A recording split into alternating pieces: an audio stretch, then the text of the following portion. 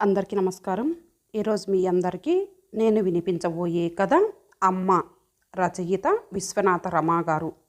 ఇక కథలోకి వెళితే, ఆ పెయింటింగ్ వైపు కన్నార్పకుండా తమేకంగా నిశితంగా చూడసాగింది అంజలి. కొన్ని క్షణాలు చిత్తరువులా ఉండిపోయింది. ఓ గిరిజన యువతి బిడ్డకి పాలిచ్చే దృశ్యాన్ని అత్యద్భుతంగా కాన్వాస్ మీదకెక్కించింది. చిత్రం పూర్తయ్యాక మనసంతా ఏదో తెలియని అనిర్వచనీయమైన అనుభూతితో నిండిపోయింది. ఆ చిత్రాన్ని చూస్తుంటే ఇన్నాళ్ళకి తనకి పరిపూర్ణత కలిగినట్లయింది. ఢిల్లీలో Indian institute of fine arts వాళ్ళు కండక్ట్ చేస్తున్న నేషనల్ పెయింటింగ్ కాంపిటీషన్ కమ్ ఎగ్జిబిషన్కి ఎంట్రీగా చిత్రాన్ని గీసి ఇవ్వాలని ఎన్నాళ్ళ నుండో అనుకుంటోంది, ఆరాటపడుతోంది. ఇన్నాళ్ళకి ఆ అరుదైన అవకాశం కలిగింది. ఇందులో యోగీశ్వర్ ప్రోత్సాహం నూరుపాళ్ళు ఉంది. అంజలి, నీలో అనంతమైన కళ దాగుంది. అంతకు మించి భావావేశం చిత్రాల్లో ఉట్టిపడుతుంది. సజీవత్వం, వాస్తవికత, సృజనాత్మకత నీ చిత్రాల్లో ప్రతిబింబిస్తాయి. అంతర్జాతీయ స్థాయిలో నీకు గుర్తింపు లభిస్తుంది అంటూ తన వెన్ను తట్టేవాడు.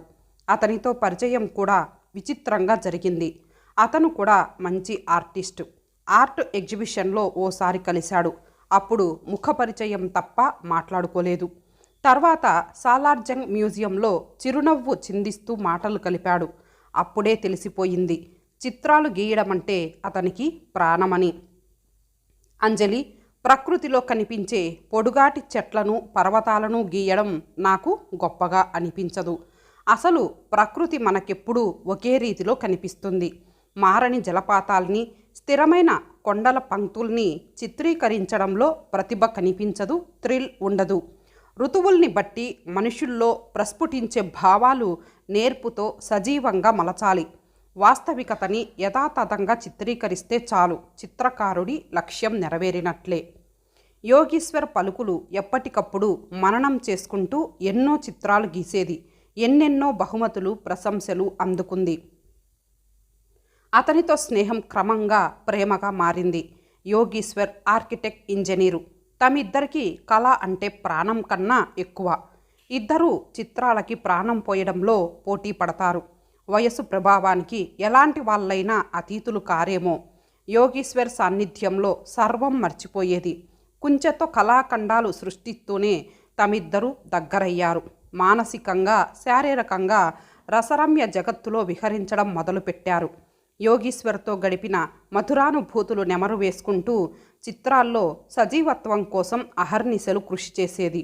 క్రమక్రమంగా తన శరీరంలో ఏవేవో మార్పులు చోటు చేసుకోవడం గమనించింది. ఏదో అనుమానం వచ్చి డాక్టర్ దగ్గరకు వెళ్ళింది. డాక్టర్ చెప్పిన నిజం విని తన గుండె ఆగిపోలేదు. పెళ్లి కాకుండానే గర్భవతినయ్యాననే భయం, బాధ కలగలేదు. మాతృత్వపు మధురిమల్ని త్వరలోనే పొందుతుందనే ఆనందం శరీరమల్లా పాకింది. ఆ అనుభూతులు గుండెలో ఏరులా పొంగడం వల్ల కాబోలు కాంపిటీషన్ కోసం ఏ చిత్రం గీయాలనుకున్నా కళ్ళ ముందు బోసి నవ్వుల పాపాయి కనిపించేది. కుంచెతో మరే దృశ్యాన్ని చిత్రీకరించలేకపోయింది. బిడ్డకి స్తన్యాన్ని అందిస్తూ తల్లి ఎంత సంతృప్తిని పొందుతుందో, పరిపూర్ణమైన ఆ జీవితాన్ని ఊహిస్తూ గీస్తున్న చిత్రంతో మమేకమైపోతూ అద్భుతమైన కళాఖండాన్ని సృష్టించింది. తను గర్భవతిననే నిజం యోగీశ్వర్కి వెంటనే చెప్పాలనిపించలేదు. ముందు పెయింటింగ్ చూపించాలి. అతని హావభావాలు గమనించి కాంపిటీషన్ రిజల్ట్ తెలిపాక అసలు నిజం చెప్పి అతడిని ఉక్కిరి బిక్కిరి చేయాలి. ఎంతలా సంతోషిస్తాడో ప్రత్యక్షంగా చూడాలి. ఈ పెయింటింగ్ వేయడంలో ముఖ్య ఉద్దేశం ఇదా అంటూ తనని గాల్లోకి ఎత్తేయడు. మార్వలెస్, ఫెంటాస్టిక్ అంటూ చప్పట్లు వినిపించడంతో అంజలి ఉలిక్కిపడి వెనక్కి తిరిగింది. ఎదురుగా వెలుగు నిండిన కళ్ళతో యోగీశ్వర్. అంజలి, నీ పెయింటింగుకి తప్పకుండా ప్రైజ్ వస్తుంది. నీలో ఇంత కళ దాగుందని కల్లో కూడా ఊహించలేదు. నీలాంటి ఆర్టిస్టుని కూడా ఇంతవరకు చూడలేదు. పొగడ్తలకి అంజలి మొహంలో సిగ్గుదొంతరలు ప్రవేశించాయి. ఈ పెయింటింగ్ చూసి యోగీశ్వర్ ఎంతగానో మురిసిపోతున్నాడు. ఇంకా తను గర్భవతినని తెలిస్తే అతని ఆనందానికి హద్దులుండవేమో. అయినా ఈ నిజాన్ని ఇప్పుడే చెప్పకూడదు. కాంపిటీషన్ రిజల్ట్ తెలిసాక చెప్పాలి దృఢంగా అనుకుంది అంజలి. ప్రేమగా ఆమె చేయందుకున్నాడు యోగీశ్వర్. నీలాంటి ఆర్టిస్టు తోడు జీవితాంతం కావాలనుకున్నాను. నా కల నిజమైంది. మనం త్వరలో పెళ్లి చేసుకుందాం. పెళ్లి చేసుకునే పరిస్థితి కూడా ఏర్పడింది యోగీశ్వర్ మనసులోనే అనుకుంది అంజలి. అంజలి చిత్రీకరించిన అమ్మ చిత్రానికి కాంపిటీషన్లో మొదటి బహుమతి వచ్చింది. ఎందరెందరో ప్రముఖులు, ఆర్టిస్టులు ప్రశంసల జల్లు కురిపించారు. ఒక్కసారిగా అంజలి మొహంలో పున్నమి వెలుగులు సాక్షాత్కరించాయి. మీ విజయం వెనుక ఎవరున్నారు? విలేకరులు ప్రశ్నించినప్పుడు చిరునవ్వుతో మౌనంగా ఉండిపోయింది తప్ప ఎలాంటి సమాధానం ఇవ్వలేదు. అవును, ఎవరున్నారు? అతను యోగీశ్వర్ కాక మరెవరు?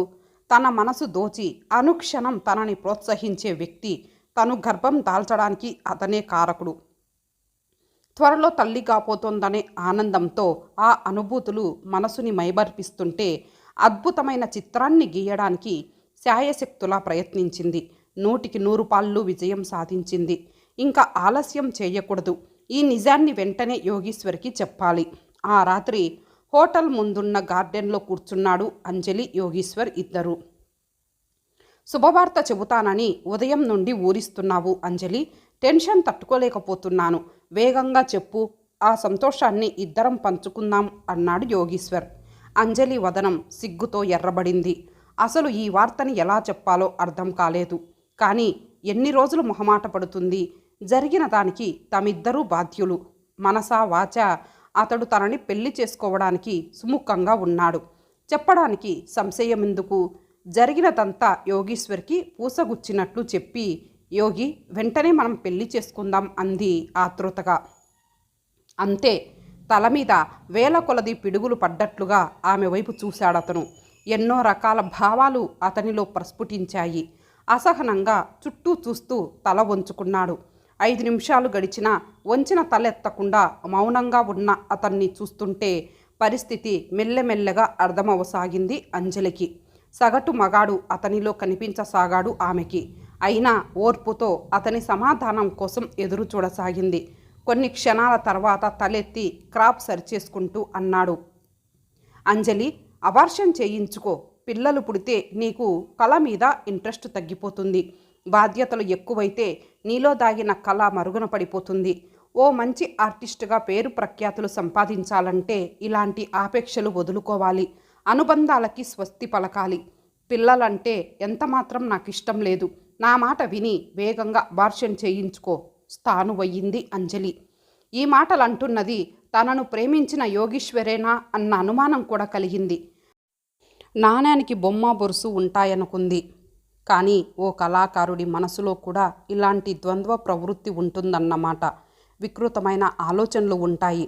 పండంటి బిడ్డని త్వరలో కంటుందనే ఆశతో, ఆరాటంతో ఆ అనుభూతులు తలచుకుంటూ గీస్తున్న చిత్రంలో మమేకమైపోయింది. కానీ ఓ పెయింటింగులో మాతృత్వపు మమకారాన్ని చూసి మెచ్చుకున్న కళాకారుడు జీవితంలో వాస్తవానికి ఎందుకు అంగీకరించలేకపోతున్నాడు? జీవం లేని బొమ్మని మెచ్చుకున్న మనిషి కడుపులో ప్రాణం పోసుకున్న పిండాన్ని చంపేయమని సలహా ఇస్తున్నాడు. ఎంత విచిత్రం! ఔదార్యం అంటే ఇదా? అంటే ఇక ముందు మనకెప్పుడూ పిల్లలుండరా? కాస్త సీరియస్గానే అడిగింది. అతడు తల అడ్డంగా ఊపాడు. సగటు మనిషి జీవితానికి భిన్నంగా ఉంటేనే కళాకారుడు తన రంగంలో రాణిస్తాడు స్థిరంగా అన్నాడతను. అంటే ఆర్టిస్టుకి ఎలాంటి ఆశలు, కోరికలు ఉండకూడదు. అవునన్నట్లుగా తలాడించాడతను. విరక్తితో కూడిన నవ్వు అంజలి అదరాల మీద తారసలాడింది. స్పందన లేనప్పుడు ఈ కళాకారుడు తన కళని కొనసాగించడం అనవసరం. అపురూపంగా పెంచుకున్న మొక్కకి పువ్వులు పూస్తే ఎంత సంతోషిస్తామో అలాగే కడుపులో బిడ్డ పెరుగుతూ ఉంటే ఆ ఆనందం వర్ణనాతీతం. కళా జగత్తులో ఎత్తుకి ఎదగాలని కన్నబిడ్డని కడుపులోనే చంపడం నా వల్ల కాదు. స్పందన లేని మనిషి శవంతో సమానం. మీ కోరిక ప్రకారం అబార్షన్ చేయించుకొని ఆత్మవంచనతో చిత్రాలు గీయలేను. నా బిడ్డకి ద్రోహం చేయలేను. గుర్తింపు కోసం, అవార్డుల కోసం కడుపులో బిడ్డని చంపడం ధర్మమా? ఆలోచించండి. యోగీశ్వర్ మారు పలకలేదు. అంజలికి అతని మనస్తత్వం పూర్తిగా అర్థమైంది. బిడ్డ కోసం అతన్ని శతవిధాలా ఒప్పించాలని ప్రయత్నించడం, మౌన పోరాటం చేయడం అవివేకమనిపించింది. తన బిడ్డని పోషించుకోగలదు. ఆత్మవిశ్వాసంతో ధైర్యంగా బ్రతకగలదు. ఇంకా అతనితో తనకేం పని? విసురుగా అక్కడి నుంచి లేచింది అంజలి. మరుక్షణంలోనే ఆటోలో స్టేషన్కి బయలుదేరింది. రోజులు గడుస్తున్నాయి. కడుపులో బిడ్డ పెరుగుతూ ఉంటే అంజలి నిశ్చింతగా ఉండలేకపోతోంది. ఇంట్లో తల్లి తండ్రి ఎప్పటికప్పుడు యోగేశ్వర్ గురించి అడుగుతున్నారు. తామిద్దరూ ఒకరినొకరు ఇష్టపడ్డారని వాళ్ళకి తెలుసు. కానీ తర్వాత జరిగిన విషయాలేవి వారికి తెలీదు. యోగేశ్వర్ ఈ మధ్యనే ఇంటికి ఫోన్ చేశాడు. బిడ్డని కంటే కను, ఏ శరణాలయంలోనో స్వచ్ఛంద సేవా సంస్థకో ఇచ్చేయి అన్నాడు.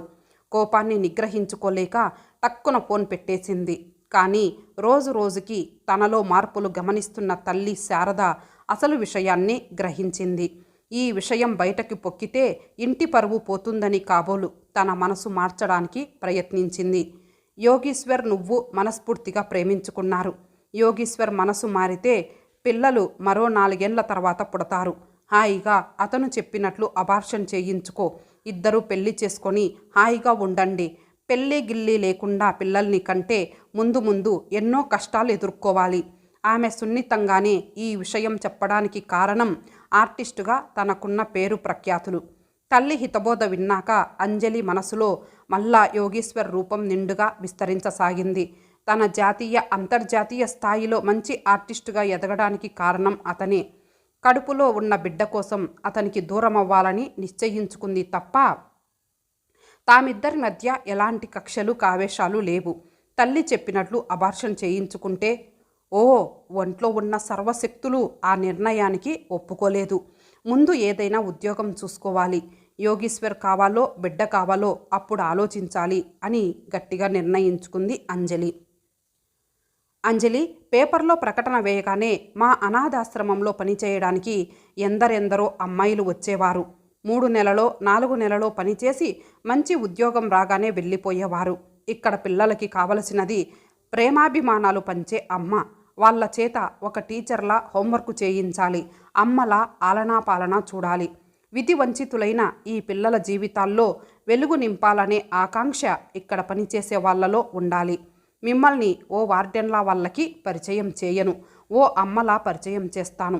కొన్నాళ్ళు పనిచేసి మధ్యలో మీరు వెళ్ళిపోతే ఆ పసిపిల్లల ప్రాణాలు విలవిలలాడుతాయి. సాధ్యమైనంత వరకు ఇక్కడ కొన్నేళ్లు పనిచేయడానికి ప్రయత్నించండి. చెప్పడం ముగించి అంజలి వైపు సాలోచనగా చూశాడు 7 పదులు నిండిన పీటర్. వృద్ధాప్యంలో కూడా అనాథ పిల్లల మీద అతను కనబరుస్తున్న శ్రద్ధ చూసి అంజలి మనసు ద్రవించింది. పేపర్లో ప్రకటన చూసి ఈ అనాథాశ్రమంలో జాబ్ చేయడానికి వచ్చింది. పైగా తనకిప్పుడు ఉద్యోగం ఎంతైనా అవసరం. స్త్రీకి ఆర్థిక స్వాతంత్ర్యం ఉన్నప్పుడు ఎవరి నీడలోనూ బ్రతకక్కర్లేదు. కానీ ఈ ఉద్యోగంలో స్థిరపడటం అనేది తన చేతుల్లో లేదు. ఇటు యోగేశ్వర్ కావాలో అటు బిడ్డ కావాలో ఇంకా తేల్చుకోలేకపోతోంది. అయినా ఉద్యోగం కోసం పీటర్ చెప్పినట్లు వినక తప్పదు. ఇక్కడ కొన్నాళ్ళు జాబ్ చేయడానికి ప్రయత్నిస్తాను మెల్లగా అంది. పీటర్ కళ్ళు ఆనందంతో వెలిగిపోయాయి. రామ్మా అంటూ లోపల హాల్లోకి తీసుకెళ్లాడతను. మౌనంగా అతని వెంట నడిచింది అంజలి. లోపలి హాల్లో కనిపించిన దృశ్యం చూసి అంజలి మనసు బరువెక్కింది. ముక్కుపచ్చలారని పిల్లలు మంచాల మీద పడుకున్నారు. మరికొందరు కేరింతలు కొడుతూ ఆడుకుంటున్నారు. ఏ తల్లులు కన్న బిడ్డలో దిక్కులేక అనాథలయ్యారు. కామంతో కోరికతో కళ్ళు మూసుకొని కానీ నిర్దాక్షిణ్యంగా నడిరోడ్డు మీద విసిరేస్తారు. పిల్లల జీవితాల గురించి ఆలోచించరు. కడుపు తీపి జీవితాంతం వెంటాడదా? ఆప్యాయత ఎరుగని ఆ పసివాళ్ల ఆలనా పాలనా చూడ్డం ఎంత అదృష్టం. అభిమానంగా ఆ పిల్లల్ని ముద్దాడింది అంజలి. కొందరిని గుండెకి హత్తుకుంది. ఆ పిల్లల బోసి నవ్వులు చూస్తుంటే హృదయంలో బాధ క్రమంగా సద్దుమణిగింది. పీటర్ మరో హాల్లోకి అంజలిని తీసుకువెళ్ళాడు. 4-5 కేజీ క్లాసులు చదువుతున్న పిల్లలున్నారక్కడ. స్కూళ్ళకి వెళ్ళడానికి రెడీ అవుతున్నారు. అందరూ తన వైపు తమాషాగా కళ్ళు తిప్పుతూ వింతగా చూడ్డం గమనించింది అంజలి. పీటర్ వాళ్ళ వైపు చూస్తూ, ఈ రోజు నుండి ఈ అమ్మ మీ చేత హోంవర్క్ చేయిస్తారు, కథలు చెప్తారు, మీరు సరిగ్గా భోజనాలు చేస్తున్నారో లేదో చూస్తారు, సరేనా అన్నాడు నవ్వుతూ. పిల్లలు ఒకరి మొహాలొకరు చూసుకుంటూ నవ్వారు. మరికొందరు చేతులు జోడించడం గమనించింది. అంజలికి ఒక పక్క దుఃఖం ఆగడం లేదు. అలలు అలలుగా పొంగి పొరలుతున్న ఆవేదన బలవంతంగా అణచుకొని పిల్లల్ని దగ్గరకు తీసుకుంది. పీటర్ మళ్ళా అన్నాడు, ఓర్పు సహనంతో ఈ పిల్లల్ని చూడాలి. అసలే వీళ్ళు అనాథలు. ఎలాంటి చిన్న మాట అన్నా ఏడుస్తారు. వీళ్ళేం చెప్పినా వినడం, సముదాయించడం మన బాధ్యత. తలూపింది అంజలి. అప్పటికే ఆమెలో ఏదో కదలిక మొదలైంది. అనంతమైన చైతన్యం అణువణువున విస్తరించసాగింది. పీటర్ చెప్పవలసినవన్నీ చెప్పి తన గదిలోకి నడిచాడు. పుస్తకాలు బ్యాగులతో పిల్లలు ముందుకు అడుగులు వేస్తూ అమ్మా, టాటా, బై బై అన్నారు. ఆయాలు పిల్లల చేయందుకున్నారు. అంజలి సంతోషంగా చేయి ఊపింది. వాళ్ళ అభిమానం చూస్తుంటే తనని తాను మైమరచిపోతోంది అంజలి. వాళ్ళెవరు, తనెవరు? ఈరోజు తనని చూడగానే వారి కళ్ళల్లో ఎన్ని మెరుపులో! అమ్మా అనే 2 అక్షరాల్లో అనంతమైన ప్రేమ దాగుంది కాబోలు. ఆ ప్రేమ కోసం వాచిపోయిన చిన్నారుల మనసుల్లో అమ్మగా నిలిచిపోవడం కూడా అదృష్టమే. ముక్కలైన జీవితాల్లో ఉషోదయం నింపడం ఎంత గొప్పతనం! కేజీ క్లాస్ పిల్లలు వెళ్ళిపోగానే అంజలి పసిపిల్లల దగ్గరకు నడిచింది. ఆయాలు వాళ్ళకి పాలు పడుతున్నారు. వారి చేతుల్లో పాల సీసాలు తీసుకొని అంజలి స్వయంగా కొంతమందికి పాలు పట్టింది. ఆ లేత మొహాలు చూస్తుంటే మనసంతా తృప్తితో నిండిపోయింది. పిల్లలు పడుకున్న పరుపులు, దుప్పట్లు నీటుగానే ఉన్నాయి. పీటర్ అనాథాశ్రమాన్ని అందమైన ఆశ్రమంగా తీర్చిదిద్దుతున్నాడు అనుకుంది అంజలి. మధ్యాహ్నం 1 గంట అవుతుంటే పీటర్ వచ్చి భోజనం సంగతి గుర్తు చేశాడు.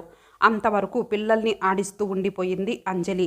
పిల్లల పట్ల ఆమె అభిమానాన్ని చూసి ఆయాలు కూడా ముగ్ధులయ్యారు. డైనింగ్ హాల్లోకి అంజలి అడుగు పెట్టగానే పీటర్ అన్నాడు, నేనే దగ్గరుండి వంట మనిషి చేత వంటలు వండిస్తాను. పసిపిల్లల ఆహారం విషయంలో జాగ్రత్తగా ఉంటాను అంటూ అంజలి కంచం నిండా అన్ని రకాల వంటలు వడ్డించాడు. అతను చూపిస్తున్న వాత్సల్యానికి అంజలి మనసు గోదారిలా ఉప్పొంగింది. లోపలే అతని సహృదయతకి జోహార్లర్పించింది. ఏ దేశస్థుడైతేనేం, ఏ మతస్థుడైతేనేం మనసు నిండా మానవత్వం ఉన్నప్పుడు అతడు మహనీయుడే. సాయంకాలం 5 అవ్వగానే పిల్లలందరూ స్కూళ్ళ నుండి బిలబిలమంటూ వచ్చారు. ఆయాలు వాళ్ళ డ్రెస్సులు మార్చి స్నానం చేయించగానే అంజలి బిస్కెట్లు, పాలు అందరికీ ఇచ్చింది. రోజు పాలు తాగనని ఏడ్చే పిల్లలు కూడా ఆ రోజు అంజలి చెబుతున్న కథలు వింటూ పాలు త్రాగడం మొదలుపెట్టారు. టైం చూసింది అంజలి. 6 అవుతోంది. వేగంగా ఇంటికి వచ్చేస్తానని తల్లితో చెప్పింది. పీటర్తో రోజు రాత్రి 9 వరకు అనాథాశ్రమంలో ఉండాలని చెప్పాడు. ఈరోజు వేగంగా వెళ్ళిపోవడానికి పర్మిషన్ ఇచ్చాడు. మొదటి రోజు కాబట్టి. అంజలి పిల్లల వైపు చూస్తూ, రాత్రి అల్లరి చేయకుండా భోజనాలు చేయండి. నేను ఇంటికి వెడతాను. రేపటి నుంచి రాత్రి భోజనం దగ్గరుండి తినిపిస్తాను. సరేనా అంది అక్కడి నుంచి లేస్తూ. అంతే. ఒక్కసారిగా పిల్లలందరూ నోర్లు విప్పారు. అమ్మా, వెళ్ళొద్దు. మమ్మల్ని అన్యాయం చేయకు. మాకు అమ్మ కావాలి. అంతే. అంజలి నిశ్చేష్టురాలైంది. ఆమె గుండె నీరైంది. ఇంకా లోకం పోకడ తెలియని ఈ పిల్లలకి ఇంత పెద్ద మాటలు ఎలా తెలిసాయి? సమాజం ఈ పిల్లలకి చేయూతనివ్వకపోగా ఇలాంటి మాటలతో వాళ్ళ గుండెల్ని చిల్లులు పుడుస్తుందన్నమాట. అనాథలని, అన్యాయమైపోయారని కడుపులో కన్నీరు జలపాతంలా ఉరుకుతూ ఉంటే బాధగా కళ్ళు మూసుకుంది అంజలి. కడుపులో బిడ్డ కూడా అమ్మా అన్యాయం చేయకే అంటూ చేతులు జోడించినట్లు అనిపించింది. పైట కొంగుతో కన్నీళ్లు తుడుచుకుంటూ ప్రేమగా కడుపు రాసుకుంది. తన వైపు ఆశగా చూస్తున్న పిల్లల దగ్గర కూర్చుంటూ అంది, ఇక్కడే ఉంటాను. ఈ రోజు నుండి నేనే మీ అమ్మని. ఆ మాటకే పిల్లల్లో 1000 ఏనుగుల బలం వచ్చింది. అంజలి చుట్టూ చేరిపోయారు. తర్వాత ఆఫీస్ రూమ్లోకి వెళ్ళి పీటర్ వైపు చూస్తూ, 4-5 ఏండ్లు కాదు, జీవితాంతం ఇక్కడే పనిచేస్తాను అంది. చెమర్చిన కళ్ళని తుడుచుకుంటున్న అంజలిని చూడగానే పీటర్కి పరిస్థితి అర్థమైంది. గీతోపదేశాన్ని బోధించిన శ్రీకృష్ణుడు, శాంతిమయ జీవితంతో దుఃఖాన్ని పారద్రోలిన బుద్ధుడు, అహింసా మతంతో స్వాతంత్ర్య శంఖాన్ని పూరించిన గాంధీ, ఈ మహానుభావుల తత్వాన్ని, గొప్పతనాన్ని పుచ్చుకున్న అంజలి వైపు కృతజ్ఞతగా చూసి చేతులు జోడించాడు. అమ్మ, నీ సంస్కారానికి నా జోహార్లు. ఆ రాత్రి ఇంటికి వెళ్ళగానే అంజలి తల్లితో అంది, యోగీశ్వర్ ఫోన్ చేస్తే ఖచ్చితంగా చెప్పు, నేను బిడ్డని కంటానని. నేను బ్రతికుండగా నా బిడ్డ అనాథ కాకూడదు. నా బిడ్డని నేను పోషించుకోగలను. నా నిర్ణయం మరి మారదు అంది. ఇంతటితో ఈ కథ సమాప్తం. మరలా మరొక మంచి కథతో కలుద్దాం. అంతవరకు సెలవు. నమస్తే.